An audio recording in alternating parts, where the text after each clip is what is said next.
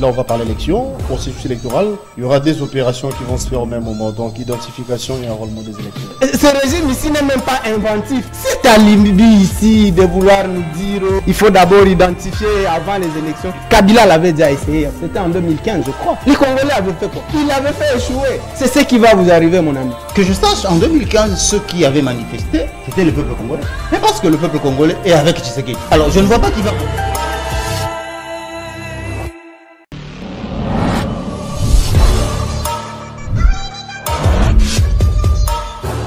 Là, on va parler élection, processus électoral. Il y aura des opérations qui vont se faire au même moment, donc identification et enrôlement des électeurs. Ce régime ici n'est même pas inventif. C'est à l'imbi ici de vouloir nous dire il faut d'abord identifier avant les élections. Kabila l'avait déjà essayé, c'était en 2015 je crois. Les Congolais avaient fait quoi? Il avait fait échouer. C'est ce qui va vous arriver mon ami. Que je sache, en 2015, ceux qui avaient manifesté, c'était le peuple congolais.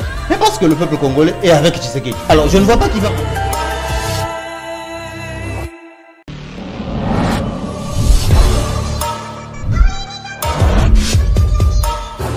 Là, on va parler élection, processus électoral. Il y aura des opérations qui vont se faire au même moment, donc identification et enrôlement des électeurs. Ce régime ici n'est même pas inventif. C'est à l'imbi ici de vouloir nous dire il faut d'abord identifier avant les élections. Kabila l'avait déjà essayé, c'était en 2015 je crois. Les Congolais avaient fait quoi? Il avait fait échouer. C'est ce qui va vous arriver mon ami. Que je sache, en 2015, ceux qui avaient manifesté, c'était le peuple congolais. Mais parce que le peuple congolais est avec Tshisekedi. Alors je ne vois pas qui va...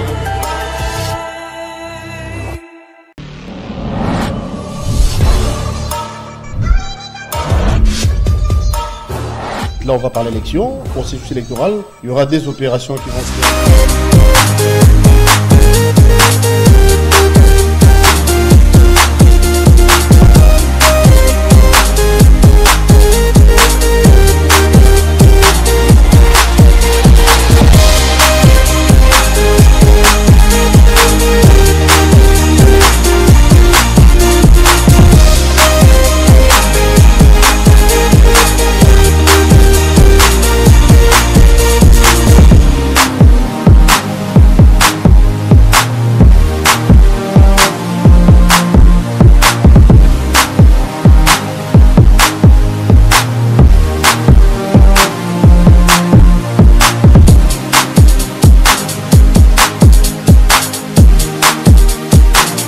National. Comprenez que nous sommes en direct et bon, bienvenue, voulais-je dire, à cette émission, à ce nouveau numéro de cette émission Nice Press, amis fidèles téléspectateurs. Le chef de l'État très en colère.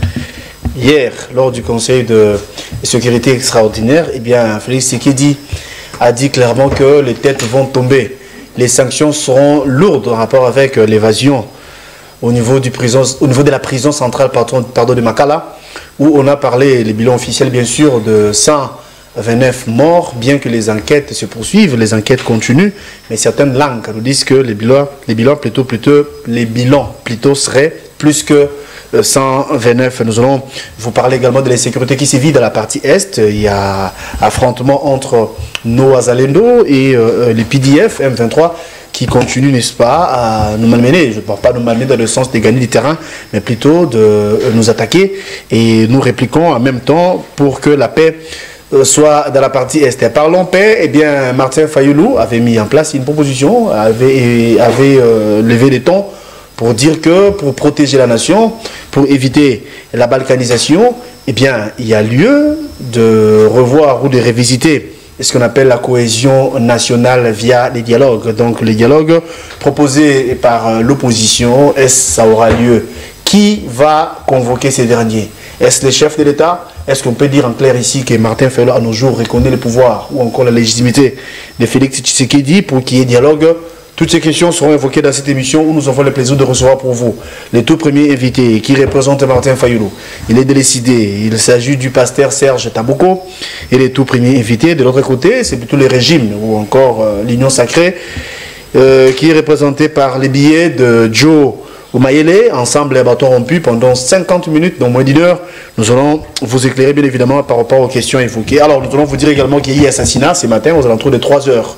Devant les sièges de l'ECD, un militant de l'ECD, venait d'être assassiné il y a peu Pasteur Serge, c'est vous qui êtes concerné, c'est vous qui êtes choqué, vous connaissez personnellement, physiquement la victime. Mes condoléances et Bombardier à vous. Merci beaucoup. Je suis choqué. D'abord, pour la dernière fois, j'ai vu les jeunes. Je crois que ça doit être la semaine écoulée. Il m'a suivi. Comme je me dirigeais vers ma voiture, il est venu demander quelque chose. Je lui ai dit, je n'ai rien. Il dit, non, pas Tatanakak. Et le peu que j'avais, on a essayé de partager avec lui. Et derrière lui, il y avait aussi d'autres, un certain nombre de ses camarades. Mais ce matin ici, on nous apprend. Voilà la conséquence qu'il était tué par balle d'un pouvoir illégitime. Parce que les éléments caractéristiques définissant tout régime dictatorial, c'est la peur. Lorsqu'on a la peur, on tape sur tout ce qui bouge. On tue en pensant maîtriser, faire peur aux gens. Un autre élément, c'est que malheureusement, nos amis, comme ils n'ont pas la légitimité, ils ont fait recours aux milices et à d'autres compatriotes claniques, tribaux, parce que je ne pense pas que, conformément à la Constitution dans son article 182, la Constitution nous dit ceci. Le législateur a voulu que la police soit une police indépendante. Et la police a comme mission de sécuriser la population et ses biens. Et lorsque vous voyez des dirigeants responsables aller dans une province quelconque, dire qu'il faut entrer, venez vous enrôler dans l'armée pour sécuriser notre pouvoir, et que nous sommes prêts à donner les armes à nos militants pour sécuriser notre pouvoir, et voilà la conséquence. Et les policiers, lorsqu'ils tuent dessus, ils disent à Lingala, Bino, te promettais que Bino, beaucoup sambo. Donc c'est horrible. C'était les propos. Oui, c'est les propos du fameux policier qui tuerait devant le bureau de notre secrétaire général. Chers compatriotes, nous disons d'abord à d'autres policiers, parce que nous ne pensons pas qu'ils sont des policiers, mais nous disons à ceux qu'on a fait habiller des tennis, on a doté des armes, comme vous avez vu, ils ont fait aussi l'année dernière, en 2023, lorsque nous avons organisé la marche ensemble avec les amis de l'ensemble et les autres. Vous avez vu des images qui ont circulé dans les réseaux sociaux où cet enfant était molesté et des civils ensemble avec des militaires, des policiers étaient en train de taper avec des bâtons des compatriotes. Et Félix a répondu, il a dit que c'est une police qu'il a trouvée. Il ne peut pas parce qu'il a trouvé comme ça, ce sont des gens mal formés. Ça lui-même, il a reconnu. Mais ici, lorsqu'un policier, entre guillemets, policier, profère des messages, des propos tels que Bino Bateur Faoulou. Mais nous disons à d'autres, mais si vous tuez Serge, vous tuez tous ceux qui sont là, tous ceux qui soutiennent Fayoulou, mais on ne va pas vous augmenter les salaires. Cependant, la lutte noble, le combat que nous faisons, c'est pour votre intérêt. Permettez-moi, pour ouvrir un peu cette parenthèse, un jour j'étais avec un militaire, il est déjà retraité, il me parlait de Papa Tshisekedi, dit à l'époque sous la Deuxième République, tu sais qu'elle était arrêtée, je crois que c'est au Congo central. Alors, à Lingala, il dit, c'est-à-dire remplacer. Alors, il y avait une vérité, il dit, chaque fois, on partait faire la garde pour sécuriser Tshisekedi, et la plupart des gardes, en sortant, ils étaient changés, ils avaient compris quelque chose de nouveau. Alors, et les chefs de sécurité étaient étonnés, mais pourquoi ces gens-là qui sont mis à la garde de Tshisekedi, il dit, lorsqu'on partait sécuriser Tshisekedi, à chaque fois, on apportait la nourriture, Etienne nous appelait. Il nous posait la question. Bino Bossi Bolé, on dit, président Antolete. Il dit, mais Bolete pourquoi? Ah, papa, c'est bisote. Ah, mais t'as là, c'est quoi, Biloko Bacheli, Biloko Zoya? Parce qu'il y a beaucoup de. Ah, on a mené la nourriture, mais lui ne voulait pas manger. Il préférait peut-être c'est sa femme, donc les gens proches. Il dit, bon, vous, c'est Biloko, on a collier. Après, il dit, bon, Nangana Binona n'a pas prisonnier. Les militaires, le papa la répondait que non, il y a des prisonniers. Et bon, prisonniers, il y a des bandats qui ont libre, bolé na noté. Il dit non, moi je ne suis pas prisonnier. Je me bats pour vous. Mais ce que Fayulu est en train de faire, c'est pour vous. Si ça dépendait de l'argent ou quoi, Fayulu, c'est un homme qui a déjà gagné sa vie. Donc nous sommes la lutte que nous faisons ici. Chaque jour, nous quittons nos maisons. Nous passons dans des médias pour dénoncer. Peut-être que vous n'êtes pas bien payé. Voilà les conditions. Si vous allez dans des différents camps, vous allez voir comment vous êtes traités. Vous vivez dans des conditions inhumaines. Et lorsque nous passons dans des médias, nous dénonçons. Peut-être c'est ceux qui ont la maladie du pouvoir, peut-être ils prennent aussi conscience, ils tentent de faire quelque chose. Mais si vous pensez nous faire taire et que vous allez gagner, vous n'allez rien gagner.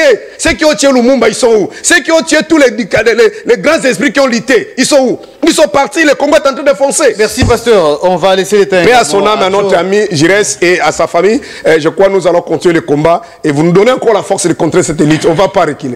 Merci. D'accord.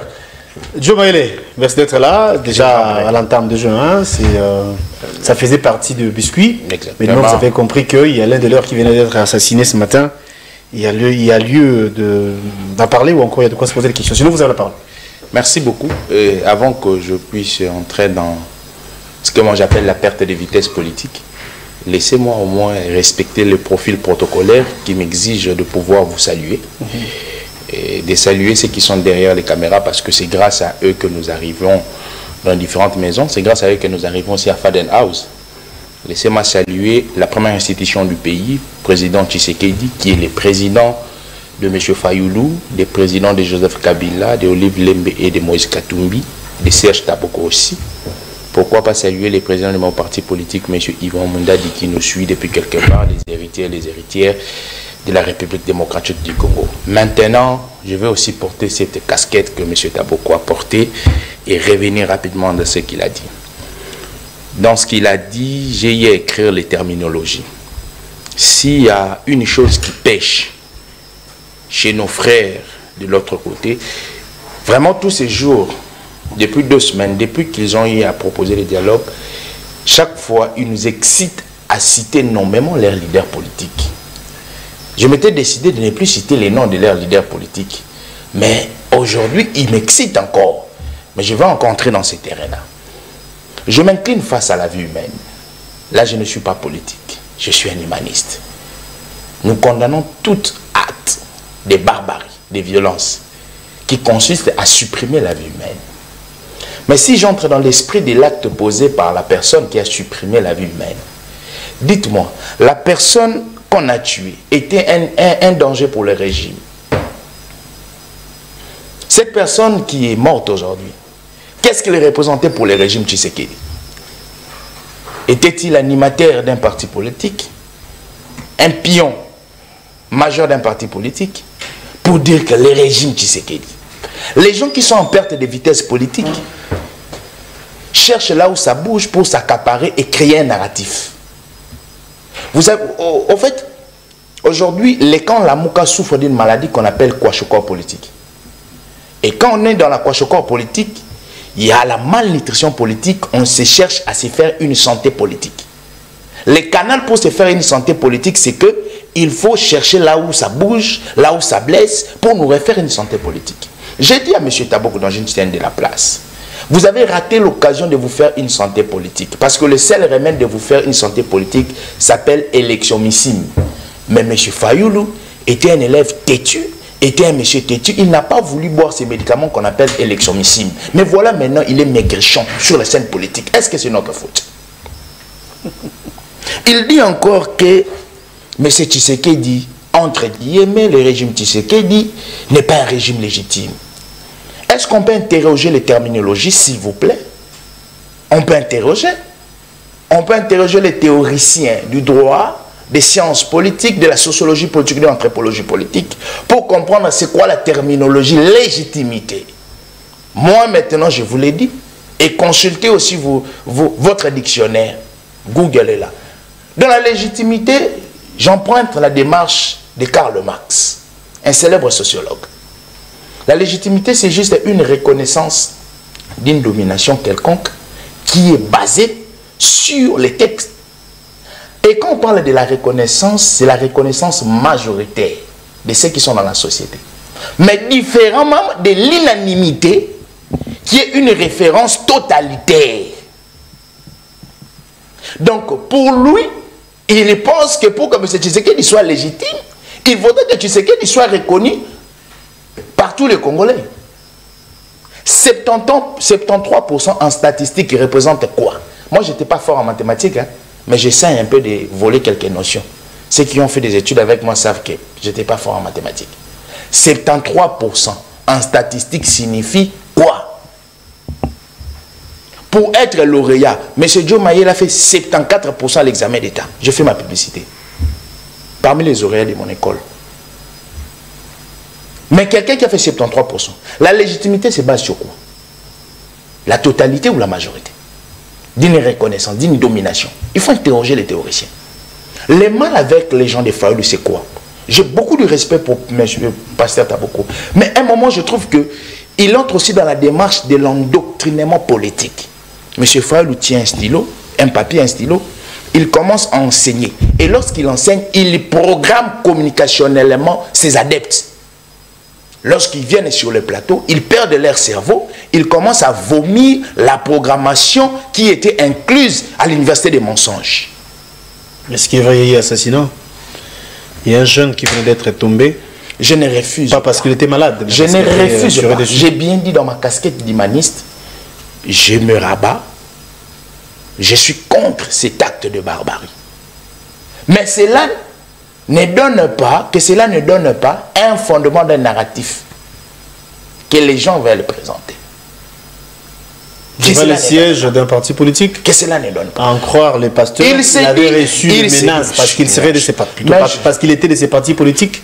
Moi, je n'en disconviens pas. Moi, je n'en disconviens pas.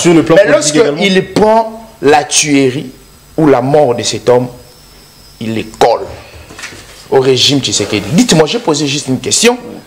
Quelle était la menace de ce jeune garçon qui est mort par rapport au régime Tshisekedi? Quelle était la menace? Lorsqu'il dit encore que M. Fayoulou se bat pour le bien-être des Congolais, ça c'est un mensonge. C'est un mensonge. Nous, Congolais, nous avons des problèmes sociaux. Quelle est cette démarche sociale que M. Fayoulou a initiée pour le bien-être des Congolais? Je reconnais en 2019 qu'il a initié un plan de sortie des crises. C'est ce que je voulais dire. Les Congos, non, je suis politique. Les Congos n'étaient pas en crise. Et ce plan de sortie des crises, c'était une alternative purement politique. Il n'y avait rien de social à l'intérieur. La panier de la ménagère, dites-moi, la panier de la ménagère s'est trouvée dans le plan de sortie des crises de M. Fayoulou. Vous voyez? La panier de la ménagère ne s'est retrouvée pas. Quand la politique arrive à résoudre certaines situations, du coup, il y a aussi des soulagements. Ce sont des alternatives. Ça faisait partie de vos biscuits? Non, ça ne fait pas partie de mes biscuits. Moi, j'ai eu seulement à rétorquer la charge qu'on a voulu imposer ou mettre sur le régime de Tshisekedi. Aujourd'hui, c'est que il faut que nous, ceux qui sont de l'opposition, nous apportent un peu un narratif diversifié au regard des mots de la République. Mais vous savez, leur conjugaison, c'est quoi? La conjugaison de tous les jours. Tshisekedi est incompétent. Mais au-delà de Tshisekedi incompétent, il n'y a pas une réflexion. Alors, on va passer avec vous, nous allons prendre la première question. Hier, c'était d'une manière extraordinaire au Conseil des ministres où le chef de l'État lui-même avait présidé ce forum. Mécontent par rapport à ce qui s'était passé l'autre fois au niveau de la présidence centrale de Makala. Les chefs d'État du noir sur blanc que les têtes vont tomber, il y aura des sanctions lourdes. Vous et moi étions à Kinshasa, avions suivi également ce qui s'était passé. Le gouvernement avait donné les bilans provisoires, soit-il de 129 morts. Mais certaines langues nous disent que c'est plus que ça, mais toujours est-il qu'il y a eu des morts, il y a eu évasion, vous êtes Fayoulou, vous êtes Issidé, au-delà de tout, vous êtes Congolais. Quelle lecture faites-vous par rapport à ça? Bien que nous a promis les enquêtes, mais le chef de l'État a dit que les coupables seront bien évidemment sanctionnés. Merci beaucoup, chers compatriotes, Galor, pour la question posée. Mais avant de répondre à cette question, permettez-moi Bon, je ne vais pas rentrer dans ces bêtises, tout ce qu'il venait de dire là. C'est quelqu'un qui est formanté, il vient raconter ça, sa vie, il ne sait pas. Mais moi, je dis aux Congolais intelligents qui nous suivent en ce moment, c'est que la notion de la légitimité en sociologie, certes, c'est lorsque la majorité dans une élection, dans un processus crédible, puisque nous avons accepté la démocratie, nous sommes dans une république, et lorsque dans un processus crédible, la majorité des compatriotes vous donnent leur voix, et à ce moment-là, vous avez ce qu'on appelle la légitimité, et il y a la différence entre la légitimité et la légalité. La légitimité, d'abord, c'est le vouloir là de vous accorder leur voix, c'est-à-dire d'accepter que vous puissiez prendre la destinée, soit gérer les compatriotes dans un processus, comme je répète encore, crédible. Et la deuxième notion, c'est la légalité, c'est-à-dire les textes maintenant qui formalisent, qui effectivement le peuple s'est exprimé en votre faveur. Malheureusement, les amis qui sont en face, je crois que vous avez suivi en 2018, mais c'est Nanga est passé dans toutes les structures, les organismes, organisations internationales pour aller défendre notre compatriote Félix Tshisekedi, qui c'est lui qui avait gagné. Fall n'avait pas gagné. Mais aujourd'hui, vous avez des images qui circulent dans les réseaux sociaux où Nanga dit c'était pas comme ça, c'était pas, il demande même pardon, il y avait un arrangement, c'était pas le cas. Alors je ne sais pas qu'est-ce que vous allez me dire. Depuis à l'époque là, nous avions dit que c'était pas ça. Le président Fall avait dit Félix n'avait pas gagné des élections. Il y avait un arrangement. Bemba l'avait dit, tout le monde, Bazaïb avait dit, même ceux qui soutiennent Félix aujourd'hui. Et vous avez vu tout ce qu'il a dit. Il a promis à Félix, c'est qu'il dit en 2023, il faut se mettre autour d'une table, parler, essayer un peu de corriger. Le cas contraire, il va utiliser la force. Et on n'a pas tempéré. Il a pris des armes. Bon, il n'est pas seul. Vous voyez, il y a même les amis de Diamé. Bref, tout le classique là de l'Union sacrée qui rejoint Nanga. Il y a même des amis de l'IDPS qui les rejoignent. Je crois que c'est la semaine passée qu'on m'a appris qu'il y a un cadre de Guy Luando. Nous aurons appris que ce parti-là, c'était un parti où coule quand même le miel. Mais j'étais surpris d'apprendre qu'une grande dame, elle est responsable, dans son parti politique, qui a rejoint Nanga. Vous comprenez? Donc, tout le monde est avec le même discours, la même rhétorique, que les élections ont été mal organisées et que ceux qui sont là, ils sont là par la force et malheureusement, au lieu d'arranger, soit de corriger, ils sont en train de piller le pays, de détruire, de diriger par défaut, par défi, pardon, c'est pourquoi ils ont pris des armes. Donc, et pour terminer, en 2023, vous avez vu ici, en République démocratique du Congo, en violation de la loi électorale, ils ont organisé les élections pendant plus d'une semaine. Pendant plus d'une semaine, ils ont distribué des machines à voter. Ce sont des dispositifs électroniques sensibles. Seuls les agents de la CENI qui sont censés de manipuler ça, soit de garder ça. Et ils ont distribué aux amis.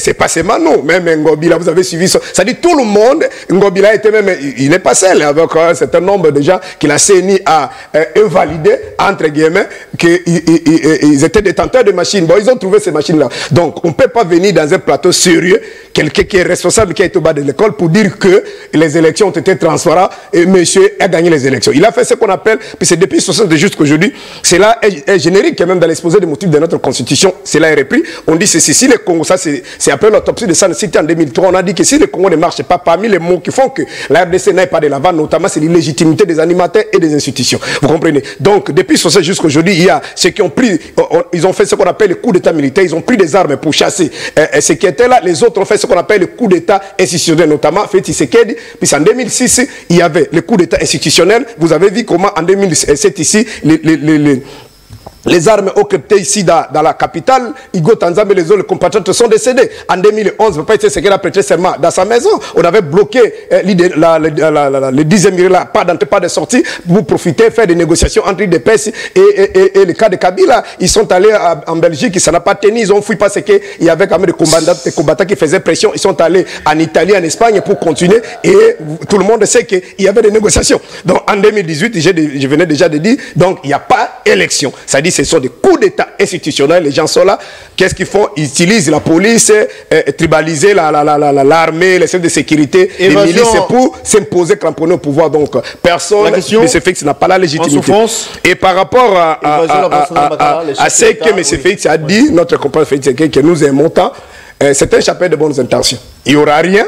Depuis qu'il est là, tu peux bon, vous êtes journaliste, vous n'êtes pas là pour répondre aux questions. Mais sinon, est-ce que tu peux avoir une idée sur une enquête qui a eu lieu déjà dans notre pays et qu'il y avait des suites favorables, non?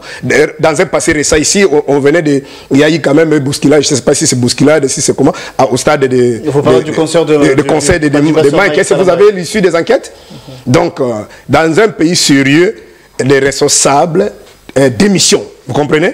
Il démissionne parce que vous avez vu d'abord le matin, et comme il pense le ministre, vice-ministre de la justice qui pense faire comme la main Mende. Malheureusement, il n'est pas à la trempe de Mende. Ce qui est vrai, nous tous, nous savons qu'à l'époque, Mende mentait, mais on avait un peu de difficulté pour essayer un peu de comprendre comment ça dit, soit de le raconter vraiment. Mais lui, là, vraiment, c'est trop terre à terre. Il dit, je crois dans un média de vos confrères Top Congo, il dit, je suis sur place, je vis, il y a des compatriotes qui sont tombés par balle et des blessés.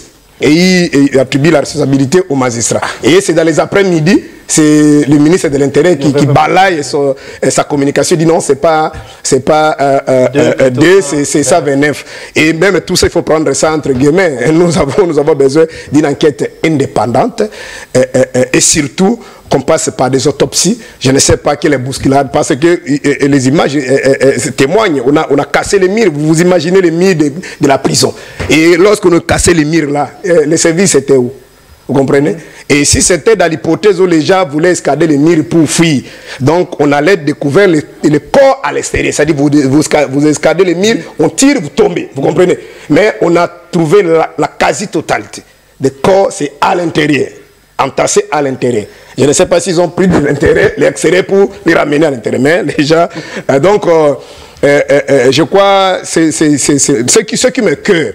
Comme je l'ai toujours dit, à un moment donné, on peut comprendre le régime de Mobutu, on peut comprendre le régime de la FDR, jusqu'à Joseph Kabila. Ces gens-là nous ont pas vendu un projet de société. Ils ont pris des armes, ils sont arrivés ici, ils ont fait tout ce qu'ils pouvaient faire. Mais malheureusement, l'IDPS a prôné la non-violence. L'IDPS nous a vendu d'illusions, un état de droit. Le peuple, d'abord, c'est un concept cru, parce que Papa Tshisekedi, c'est en 2011 qu'on nous pose la question, votre projet de société, programme, il dit non, au Congo, le tout est à refaire. Donc nous allons mettre le peuple en première position. C'est ce qu'il a parlé le peuple d'abord. Donc, ce clé, ils n'ont aucune vision. Retenez l'émission d'aujourd'hui. Même à la fin de l'année, venez s'il y aura des têtes qui vont tomber. Parce que nous aurons appris qu'on est en train d'interroger des prisonniers. Alors, les responsables, on appelle ça quoi? On appelle ça comment? Les cellules. Les cellules, là. Le responsable des différentes cellules et le président, le gouverneur, on appelle le gouverneur. Le gouverneur des différentes cellules et le gouverneur général. Or, le gouverneur là, et le gouverneur secondaire, ce sont des prisonniers. Oui. Mais on va interroger les prisonniers pour les condamner. Une personne qui est condamnée doit être encore condamnée pour la seconde fois. Mais les responsables, ils sont là en train de parvaner, ils font des réunions. Donc c'est n'importe quoi. Il ne faut rien attendre, il faut rien attendre. Donc c'est vraiment, ça saute aux yeux que c'était organisé. C'était organisé d'après vous? C'était organisé. Joe Maele, nous parlons de l'évasion de la prison centrale de Makala. Les chefs de l'État s'indignent. Il a dit clairement que les têtes vont tomber. Vous avez suivi les pasteurs, hein. Il a dit clairement qu'il n'y aura rien. Ça, c'est d'une manière cosmétique. Parce qu'on a vécu, il a illustré les cas du concert de Moïse Mbie, plutôt, Mike Kalambay voulais dire, jusqu'ici, aucune suite. Il s'est même posé la question haute voix, dites-nous quel dossier où il y a eu enquête et que vous avez les résultats. Jusqu'ici, apparemment rien, mais du moins, par rapport à ces dossiers de Makala, qu'est-ce que vous en dites? À un moment, je respecte beaucoup le pasteur Taboko, mais à un moment, je vais adopter la démarche de Thomas d'Aquin. La démarche de Thomas d'Aquin qui dit que les prélats doivent s'occuper des sorts des âmes et les politiques doivent s'occuper de la gestion de la chose publique. Vous voyez, il est dans la difficulté de ressortir les analyses autour des faits. Aucune démarche embrassée par M. Taboko, et il rejoint ma posture pour dire que vous êtes programmé communicationnellement. À un moment, c'est comme si j'entendais des récitations. C'est quoi ça? Vous êtes en train même de torpiller ce qu'on appelle l'analyse politique. Ou soit il faudrait maintenant une sélection qualitative pour passer à la télévision. Ou soit vous ne connaissez pas les contenus de ce qu'on appelle l'analyse politique. Ou soit vous êtes en train de parler en langue. Ou soit nous quittons la dimension politique, nous rentrons dans la dimension ecclésiastique. On peut vous comprendre. Je commence. Un Congolais sérieux, patriote, ne peut en aucun jamais prendre l'exemple d'un rebelle, d'une personne qui a touché les armes contre sa mère patrie. Cela va à l'encontre d'une notion du patriotisme. Il prend pour exemple Nanga. Un Congolais sérieux qui prend pour exemple Nanga. Il dit encore que les élections n'ont pas existé, tout ça. Mais à un moment, apparemment, c'est comme si vous ne savez pas que l'histoire existe. Hein? Ou soit vous nous prenez pour des cons, excusez-moi. Lorsque nous prenons ce que l'homme blanc fait pour nous, Google, nous tapons les candidats qui ont participé à l'élection 2018. Fayou m'a dit du Martin, il reste où? Donc il y a eu, mais aujourd'hui, Fayou est devenu Gibo. Il dit encore que, il parle du préambule de la Constitution. J'aime bien lorsque les gens parlent, mais j'aime bien que vous puissiez contextualiser. C'est pourquoi au début, je vous ai parlé de l'approche et de la démarche que vous devriez utiliser. Dans la démarche historique, on fait toujours appel aux événements passés. Depuis la nuit des temps jusqu'à aujourd'hui, voilà là où il est en train de quantifier. Depuis l'indépendance jusqu'à aujourd'hui. On quantifie maintenant chronométriquement la Constitution de la République démocratique du Congo. La Constitution a répertorié les crises depuis 1960 jusqu'à l'élaboration de la Constitution. La Constitution a été élaborée quand? En 2005. A été promulguée quand? En 2006. Pourquoi il dit jusqu'à nos jours? Pourquoi il dit jusqu'à nos jours? Parce que cette crise, les crises d'illégitimité ont été répertoriées depuis 1960 jusqu'à l'élaboration de la Constitution. 2005. Jusqu'à nos jours, vient faire quoi? Et en son temps, tu sais que les militaires ne reconnaissaient pas non plus le pouvoir de Kabila. Non. Les enquêtes. Oui. Je me pose la question. Dans la démarche où on doit trouver la vérité sur un dossier quelconque, voudrez-vous faire de Tshisekedi monarque? Tshisekedi n'est pas monarque. Tshisekedi, si on rentre dans sa genèse, Nalingala et Bandeli Naye, Kobota Manaye, il est né de la maternité de la démocratie.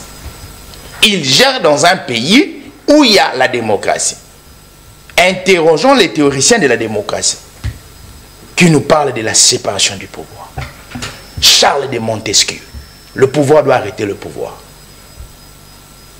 Lorsqu'il y a péripéties au sein de la société, il revient à l'exécutif de faire les enquêtes ou il revient au pouvoir judiciaire. Tshisekedi est-il un magistrat instructeur? Un magistrat assis ou debout? Dites-moi, quelle est la portion, la partition que joue Tshisekedi dans le pouvoir judiciaire pour mener les enquêtes? Donc, vous voulez faire de Tshisekedi un monarque pour qu'il donne des injonctions au pouvoir judiciaire. Quand nous lisons la Constitution, si je m'abuse, article 149, 150, 151, l'exécutif ne peut pas donner des injonctions au pouvoir judiciaire dans l'exercice de leurs fonctions. C'est vrai, les enquêtes se poursuivent, mais d'une manière comme ça, intellectuelle que nous sommes, s'il faille analyser, c'est vrai, hein, on peut réfléchir, on voit bien qu'on ne veut pas non plus donner des instructions ou encore influencer la justice, d'ailleurs, qui sommes nous pour le faire. D'après vos analyses, au regard de ce qui s'est passé, quelle lecture faites-vous? Est-ce que c'est vrai, il y a eu l'attaque de l'extérieur vers l'intérieur, ou bien tout a commencé à l'intérieur? Comment les prisonniers ont-ils trouvé la mort, d'après vous? Hein? Voilà, je pense que au regard suivant, ce qui a été officiel, les rapports de monsieur le ministre de l'Intérieur, M. Gabriel Chabani, et M. Chabani, Jacquemain Chabani, il a dit que il y a certains policiers. Bien avant, c'était le vice-ministre de la Justice. Oui, vice-ministre. En fait, je vais rallier toutes ces deux communications. Alors, il a dit qu'il y a certains prisonniers qui étaient morts sur base de l'écrasement. Ils étaient en train de courir, tout ça. Et il y a certains aussi qui ont été tués par balle. Mais moi, je dis que lorsqu'on est en train de définir ce qui est passé à la prison, on appelle ça tentative d'évasion. Et cela signifierait que il y a des personnes qui ont travaillé pour que les inciviques qui sont au sein de la prison puissent s'évader. Alors, dans la tentative d'évasion, si on doit poser les hypothèses, il faudrait dire qu'il y a des acteurs internes et des acteurs externes. Les acteurs qui ont été dans les centres pénitentiaires, qui ont travaillé, et il y a des acteurs externes aussi qui ont travaillé. C'est sur base des enquêtes qu'on va maintenant conclure. Mais on parce que moi, oui, vrai, parce que moi, tous attendons les résultats. Oui, moi, je trouve aberrant qu'on puisse perforer les murs. Voilà, de Makala. Je trouve ça, oui, moi je trouve ça aberrant. Je l'ai dit, je trouve ça aberrant qu'on puisse perforer les murs. Où étaient et les agents de la sécurité. Voilà, les agents de la sécurité. Les agents de la sécurité. Où étaient nos services de sécurité? Les agents de la sécurité qui sont là ne puissent rien se percevoir parce que les murs des prisons là ne sont pas comme les nôtres. Tout à fait. Très bien construites. Donc, lorsque nous voyons la perforation de ces murs, sans pourtant qu'il y ait aucune poursuite, cela signifierait que, ça ce sont des hypothèses que je pose, il y a une certaine ramification entre quelques agents de cet angle-là, où il y a eu une certaine collaboration. Donc, lorsque les enquêtes vont plus avancer, on va dégager. Mais moi, je veux aussi me rabattre à l'action de l'instance police et armée qui ont abattu quelques prisonniers, dont je ne suis pas peut-être d'accord pour la sacralité de la vie humaine. Mais moi, je reviens dans la dimension, je l'ai toujours dit, je suis en train de le dire tout ce temps, que pour restaurer l'ordre public, l'État se manifeste sous 3 formes. La dernière forme dont l'État se manifeste, c'est la forme où il sort les griffes et les dents. La forme où on appelle l'État puissance publique. Toutes les personnes... Donc tuer au besoin. Non, il arriverait pour instaurer la quiétude des paisibles citoyens. On utilise la force. Et les armes, c'est un moyen par lequel on utilise la force. Je ne suis pas d'accord qu'on doit tuer. Mais j'ai dit, il arriverait que. Ce sont des hypothèses. Parce que si on doit localiser géographiquement les centres pénitentiaires de Makala, c'est dans la commune de Selembao. Mais la commune de Selembao est une commune qui avoisine plusieurs communes. Il y a Bandalungu, il y a Ngiringiri, il y a Bumbu, il y a Ngiringiri, je ne sais pas. Vous allez comprendre que l'ordre public a été dérogé. Dans l'ordre public, on voit le calme, on voit la sérénité, on voit la salubrité. La quiétude, y compris. La quiétude. L'ordre public a été dérogé. Et quel est l'enjeu du centre pénitentiaire de Makala? Toutes les personnes qui se trouvent au centre pénitentiaire de Makala, si nous prenons d'une manière globale, je dis d'une manière globale, on les appelle les inciviques. Ce sont les hors-la-loi. Les personnes qui ont dérogé à la bonne marche sociale. Et il y a une action qui se pose pour tirer ces inciviques-là. Donc, il a fallu un répondant sécuritaire. Alors, je pense qu'aujourd'hui, si on ne doit pas aller vite en besogne, c'est que nous laissons les enquêtes se poursuivre. Mais pour terminer, il y a une corrélation que je dois faire entre la communication du ministre de la Justice et du ministre de l'Intérieur. Rapidement, rapidement. La corrélation, c'est quoi? Nous sommes pendant une période de crise. Alors, là, dans la période de crise, je pense que vous êtes expert en communication. Les communications sont évolutives au regard des éléments que nous trouvons sur le terrain. Regardez les timings, l'intervalle de la communication du ministre de la Justice et celle du ministre de l'Intérieur. Il y a eu des avancées du point de vue éléments sur le terrain, éléments de langage. Le ministre a posé ce qu'on appelle en logique les prémices. Il a posé les prémices de la communication. Et le ministre de l'Intérieur est venu maintenant donner à soi. Mais il n'a pas donné la conclusion. Parce que la conclusion n'est que donnée par la justice après enquête. Merci Joe. Pasteur Serge Taboko, au nom de Martin Fayoulou, au nom de Décidé, vous avez suivi. Malheureusement, la télé, c'est les temps, on n'a pas assez de minutes. Je vous donnerai 7 minutes. Non, non, je préfère vous donner 4, 2, et c'est comme ça qu'on va se quitter parce que nous sommes arrivés à la fin. Au regard de tout ce qui se passe, au regard de tout ce qui s'est passé, insécurité à l'Est. On a évoqué la question de la prison centrale de Makala. Vous avez parlé de la légitimité qui, d'après vous, date de très longtemps, depuis 1960. Vous avez dit beaucoup de choses. Pour pallier à la situation, pour trouver une solution palliative, soit-elle peut-être, Martin Fayoulou hausse le ton. Pense que les Congolais sont divisés. Le bon vouloir de vivre ensemble semble être anéanti. Il a parlé de la cohésion nationale. Pour y arriver, il nous faut un dialogue. Ou encore, s'il faut parler cohésion, via les dialogues. En clair, les Congolais disent que Martin Fayoulou exige ou demande même les dialogues. Vous et moi savons également que Félix Tshisekedi est fait mandat. C'est le deuxième mandat, donc le dernier, on croit à la Constitution. Quand Fayoulou demande les mandats, plutôt les dialogues, c'est pour quelle finalité? Mais du moins, Fayoulou était clair, il a dit que c'est pour sauver la patrie, éviter la balkanisation et tout ça là. Qu'est-ce que vous en dites? 4 minutes, la même question, vous en avez? Vous aurez 4 minutes, et 2-2, c'est pas là qu'on va se quitter.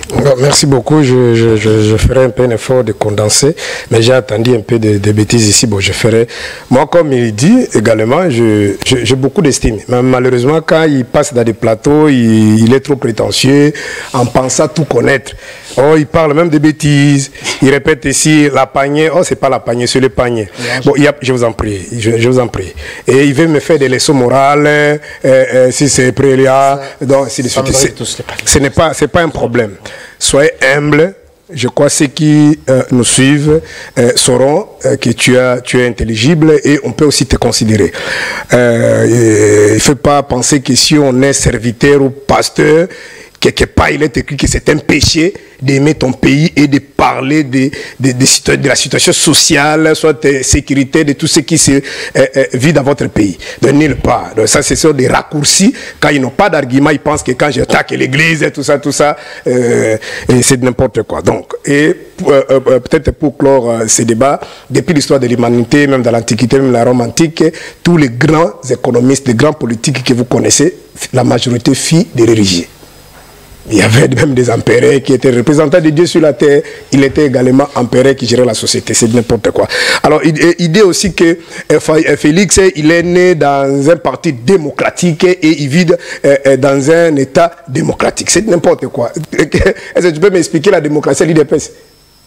La démocratie à l'IDP, parce qu'il est né dans un parti démocratique, cela signifie quoi? Depuis qu'on a connu, bon, je peux dire, après le départ des 13 parlementaires, les autres, quand ils sont partis, les restés, on a déjà organisé les élections à l'IDP, et c'est la démocratie, c'est le pouvoir du peuple, c'est la rotation, et ainsi de suite. De vous parler de choses que vous ne maîtrisez même pas. Et Félix, lui-même, des images existent, où il a dit que le pays ici, c'est un pays qui ne marchait pas, il n'y a pas la démocratie, on tue avant même qu'il arrive aux affaires. Il y a des différences. Et lui-même, quand il est arrivé là-bas, on a trouvé les pays étaient abîmés, rien ne marche, même la police, je vous ai dit ici, la police, on va tenir, ainsi de suite. Donc, quand vous parlez de la démocratie, vous faites allusion à quoi? La démocratie, c'est le pouvoir du peuple par le peuple. Mais lorsque vous concevez, vous distribuez des machines, ça c'est le peuple.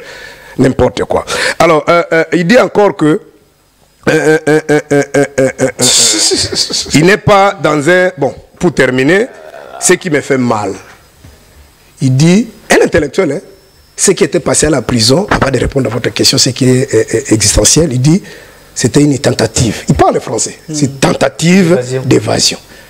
Je ne sais pas, lorsqu'il va prendre encore la parole, de définir un peu sur le plan sémantique. Tentative signifie quoi? C'est-à-dire le vouloir de tenter à quelque chose. Mais lorsque l'action est posée, lorsqu'on casse les murs, lorsque les gens sont sortis de la prison, il y a les évadés. Ouais. Il y a les évadés. Là, vous parlez encore en français. Et dans un média sérieux comme ça, vous parlez de tentatives. Tentative, ça dit la lingala, mutalinga qui a sala. Mouyiba linga qui a poussé sa porte. Akimi. C'est ça la tentative. Mais il y a des... Donc vraiment, mon l'acte est posé. En fait. L'acte est posé. C'est vraiment... Bon, en dehors de ça, je ne peux pas s'intéresser à lui. Je lui ai donné déjà un conseil. Je vais voir ses parents, de les conseiller, parce que c'est un homme intelligent, effectivement.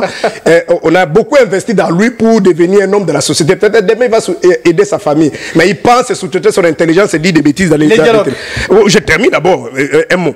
Par rapport à ce qui était passé, chers compatriotes, dans un état de droit, surtout un état entre guillemets démocratique. Dans un état démocratique, on ne tue pas les gens comme ça. Dans un état démocratique, on ne demande pas des autorisations de manifestation. Vous comprenez? Dans un état de droit, on ne vole pas l'argent, on ne détourne pas. Donc, il y a ce qu'on appelle des responsabilités.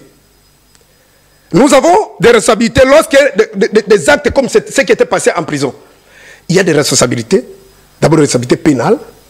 Il y a des responsabilités administratives. Il y a des responsabilités aussi politiques. C'est-à-dire administrative, c'est qui gère la prison.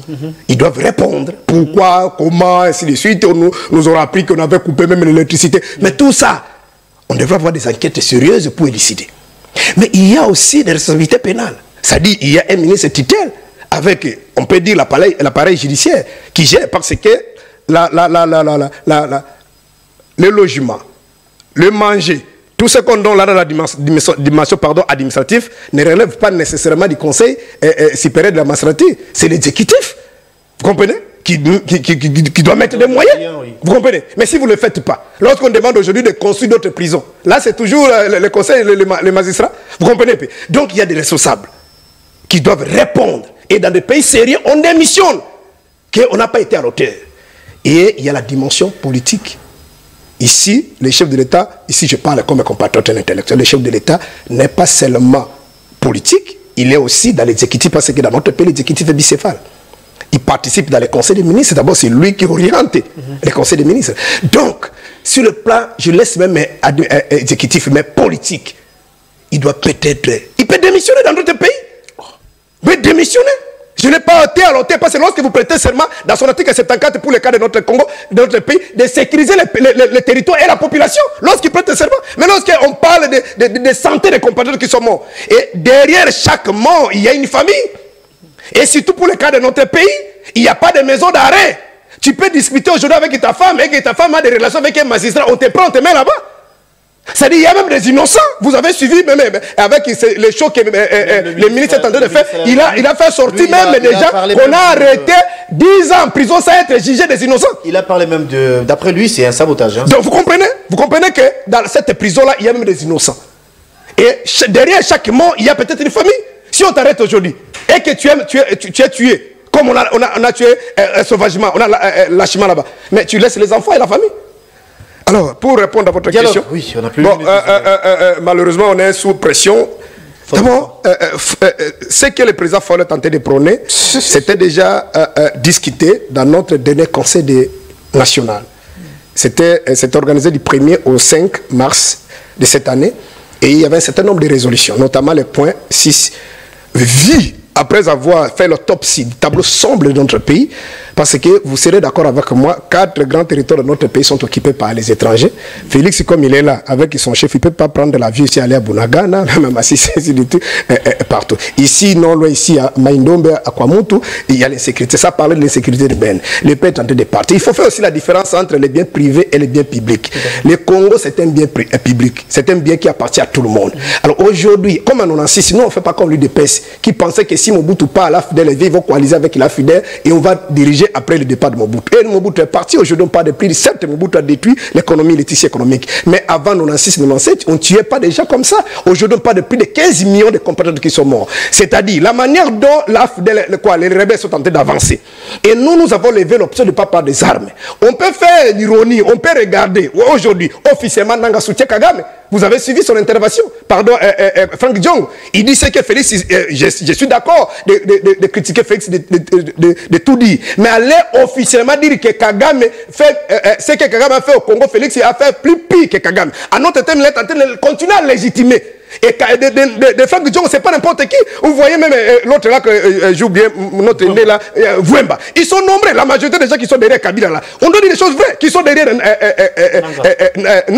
Katumbi. La majorité ne dit, ils parlent pas, mais ils sont conscients que si aujourd'hui Nanga vient, il faut se retrouver. Mais Fallou, comme un démocrate, il ne va pas se retrouver. Et nous, on ne fait pas comme l'IDPS qui a embrassé la FIDEL. L'IDPS qui a embrassé RCD. pour ramener Kabila et Bemba aux tables de négociation.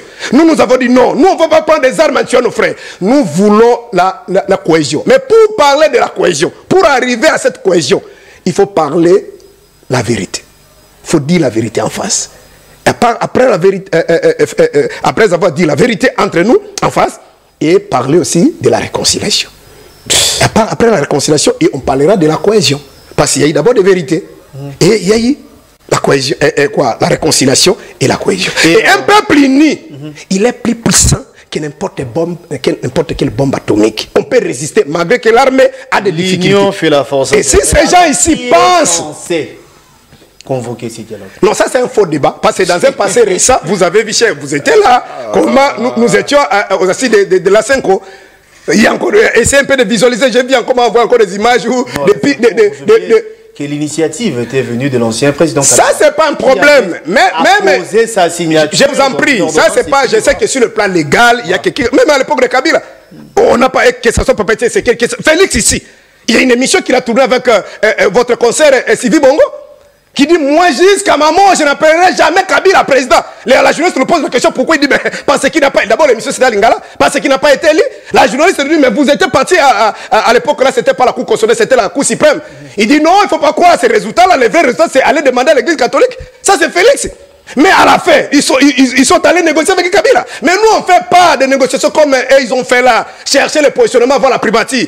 Nous voulons se mettre ensemble. Parce qu'un peuple uni, on peut stopper ces gens ici. Mais les cas contraires, s'ils pensent s'entêter, à résister, en croyant nous tuer, à tuer les gens de les cider, ils vont légitimer cette thèse-là de prendre des armes. Parce que ceux qui sont là, ils attendent que des armes. Et nous ne voyons pas que les amis ici en face, Félix, terminer cette guerre. On ne voit pas. Il a dit ici pendant la campagne qu'il ne va pas négocier avec Kagame. Lui avec Kagame, c'est mettre devant Jésus. Mais on nous aura appris devant votre... on parle pas conditionné. Il a dit devant Christian Sakwen. Christian lui dit, vous allez dialoguer. Oui, il a dit, oui, je vais dialoguer. Les relances. Vous allez dialoguer. Non, je ne vais pas dialoguer. On va parler pour demander à Kagame. Il ne va pas dialoguer. Qu'est-ce qu'il veut? Et après lui-même, dans sa conclusion, il dit... Il cherche nos minéraux.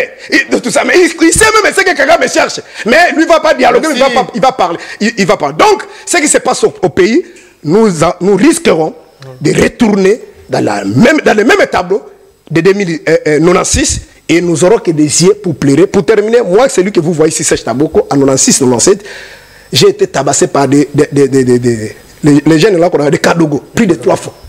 L'autre fois, un général de 14 à 15 ans m'a fait porter une batterie de 24 ampères avec une radio. Parce que à la province, il n'y a pas assez d'électricité pour jouer la musique. Vous avez des batteries, tout ça, vous mettez comme ça. Et j'ai transporté ça comme ça, j'ai transpiré. Vous comprenez? Et on nous a tués ici. Bien sûr, Félix, il nous a fait beaucoup de mal, il nous a poignardé. Mais c'est notre compatriote. Mais nous ne voulons pas encore, comme les autres de Nanga, de Frank Djongo, les autres pensent que Kagame a caca. Mais qu'est-ce qui vous rassure que si Nanga vient aujourd'hui, on va ramener la démocratie? Merci beaucoup. Les autres iront encore soit voir Museveni prendre encore les armes et c'est les Congolais qui continueront toujours à mourir. Une pierre de coup, donc vous avez pris vos 4 minutes et les 2 minutes, parce que vous avez fait 6 minutes. Merci. Merci beaucoup. Je rappelle que vous êtes décidé, hein, pasteur Serge Taboko. Merci pour notre invitation. Vous avez représenté sur ce plateau Martin Fayoulou. Joe Maël est en guise de conclusion. 6 minutes en même temps. Merci. La question, c'est rapport avec les dialogues. Oui, hein. Ouais, l'Union sacrée a lamentablement échoué. L'insécurité se vit partout dans le pays. L'Union, évidemment, c'est long. C'est l'un des adeptes de selon décidé. Selon Fayoulou, si vous voulez, il y a l'insécurité. Aujourd'hui, ça fait plus de 2 ans que Bunagana nous a échappé, à titre d'exemple. Donc l'insécurité qui se vit un peu partout au pays. Les sociales des Congolais, c'est de plus en plus difficile. Bref, Fayoulou pense qu'il y a frustration, il y a division, il y a séparation et fissure entre nous Congolais, d'où il faut redorer l'image. Il nous faut cette cohésion nationale via les dialogues. Qu'est-ce que vous en dites? Et c'est par là qu'on va se quitter. Vous savez, à chaque fois lorsque j'embrasse les notions académiques que j'ai eu à apprendre à l'université de Kinshasa, c'est ça le mal avec moi, on m'appelle orgueil. Quand certaines personnes, même qui font la politique, qui n'ont pas eu à apprendre même ce qu'on appelle la sociologie politique, l'anthropologie politique, ils embrassent des notions qui n'ont pas de maîtrise. Et nous, on vient pour élucider, on nous appelle les orgueils. C'est la connaissance scientifique. Je commence par 2 éléments que vous aviez citées, tentative d'évasion. Ah oui. Hein. Je ne peux pas finir sans pourtant. C'est lui qui a dit, c'était J'ai parlé d'une tentative, vous aviez démenti cela par rapport à votre argumentaire. Pour dire qu'il y a eu réellement évasion. Il y a eu réellement évasion. Je pense que lorsque je parle de la tentative d'évasion, si je dois définir son fond, c'est simple. Quand on parle d'une tentative, c'est une manière d'essayer à faire quelque chose sans pourtant arriver à une conclusion quelconque. Lorsqu'on essaye, on pose une action, mais on ne réussit pas dans cette action-là. C'est pourquoi j'ai parlé de la tentative. Parce que les inciviques... Pour le cas échéant, il y a eu tentative. Il y a eu tentative. Il y a eu évasion. Non, il n'y a pas eu évasion, il y a eu tentative. Mais c'est tenté, comment on a tué sur la population? Parce qu'ils étaient à l'intérieur, ils ne sont pas partis, ils sont pas Il y a eu tentative parce que certains prisonniers qui étaient prisonniers aujourd'hui sont... Il y a tentative, moi je reste dans... Ils se sont évadés. Il y a eu tentative, même les journaux, les ministres, ils ont parlé de tentative. Les journaux, les ministres. Tentative. Lorsque je définis, je suis dans ça. Il parle du président Tshisekedi doit démissionner. Je pense que si on doit aussi examiner notre constitution, nulle part il est écrit, quand il y a des Congolais qui tombent, le président Tshisekedi doit démissionner. Si je dois me baser par rapport à la loi mère, et puis il ne faudrait pas blaguer avec la fonction du président de la République. C'est la fonction primaire d'un État. Un président ne démissionne pas seulement, vaille que vaille comme ça. Donc, il faudrait mettre ça de côté. Le souverain, c'est le peuple. Je reviens. Ça, c'est n'importe quoi. C'est le peuple. Je sais que le souverain, c'est le peuple. Mais le peuple ne se dirige pas. C'est lui qui donne, le peuple qui donne le pouvoir et peut les ravir. Mais pendant les... Mais comment ravir? Il est dans son temps. Comment ravir, pasteur? Nous sommes dans une démocratie représentative et non une démocratie participative. Deux notions différentes. Je peux entrer dedans pour vous expliquer ça? N'importe quoi. Alors, nous sommes plus en Athènes, où le peuple devait se réunir dans de grands forums pour prendre des décisions. Nous sommes dans une époque où le peuple est représenté. Au Kenya, le peuple vient de serrer la main du chef de l'État de revenir dans sa décision.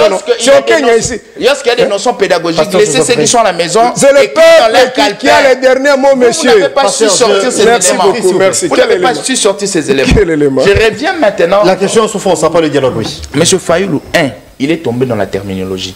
Démarche erronée. Le dialogue dans un régime démocratique, c'est le jour le jour. Le dialogue est parmi les fondements des régimes démocratiques. Donc pour le cas échéant, c'est différent. J'arrive. Plusieurs ici au pays. Pour le cas échéant, il a évoqué la sécurité, beaucoup de choses. Les formules que nous avions eu, les dialogues, si vous scriptez, il n'y a pas eu de régime démocratique. La démocratie, dans ses piliers, les dialogues y est. Dans la démocratie a commencé par Félix. S'il vous plaît. C'est ce que vous voulez dire. Mais est-ce que vous écoutez parler? Vous vous écoutez parler? Évoluons. On n'a plus de minutes, on change déjà. Parce que là, on nous fait signe qu'il faut... Lorsque je rentre maintenant dans la dimension de la cohésion nationale. Une minute, s'il vous plaît, rapidement. La cohésion nationale ne peut être construite par un sommet quantifiable. Ça signifie qu'on doit construire la cohésion nationale par rapport à un sommet à 100 jours. Non. La cohésion nationale, c'est construire les jours le jour.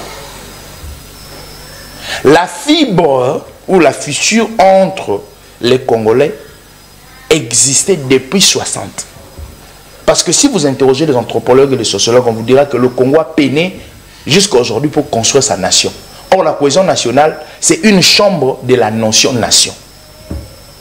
Donc, aujourd'hui, en clair, si aujourd'hui, le pouvoir extra-institutionnel, qui est très minoritaire, qui représente M. Fayoulou, voudrait parler d'une thématique quelconque, il doit chercher un cadre de concertation. Le président Tshisekedi doit convoquer un cadre de consultation. Et dans ce cadre de consultation, comment ça se passe? On n'appelle pas les politiques, mais on appelle l'élite congolaise. Dans l'élite congolaise, maintenant, il y a des corporations. Il y a la corporation scientifique, où on peut mettre les politologues, les anthropologues, les juristes. Il y a la corporation politique, où on peut chercher M. Fayoulou. Donc, cette corporation, c'est comme ça qu'on doit cogiter. Et lorsqu'on cogite, on dégage maintenant ce qu'on appelle une politique globale pour la cohésion nationale. Niet, donc la proposition de Fayoulou n'est pas la bienvenue. Donc, la proposition de Fayoulou, comme je l'ai dit, représente la pathologie d'une maladie. Monsieur Fayoulou aujourd'hui souffre de la kwashiorkor politique. Merci beaucoup, quand quelqu'un a une kwashiorkor politique, il faut chercher les soya, il faut chercher les kwakers. Malheureusement, les soya et les kwakers s'appellent électiomycine. Il faut attendre. C'est ton président et Félix qui souffre de Kochoko. Parce qu'aujourd'hui, il est partout. Il va voir Kagame, il va voir. Mais il n'y a pas la solution. Mundabi, il était avant. Voilà, les Mundabi que vous citez. Il était partout. Les Mundabi que vous citez, c'était président. Non, il n'a été jamais avec Diom Ndongala. Il a fui. Un entrepreneur. C'est lui qui est devenu le ministre des Transports ici. Il a quitté Diomi.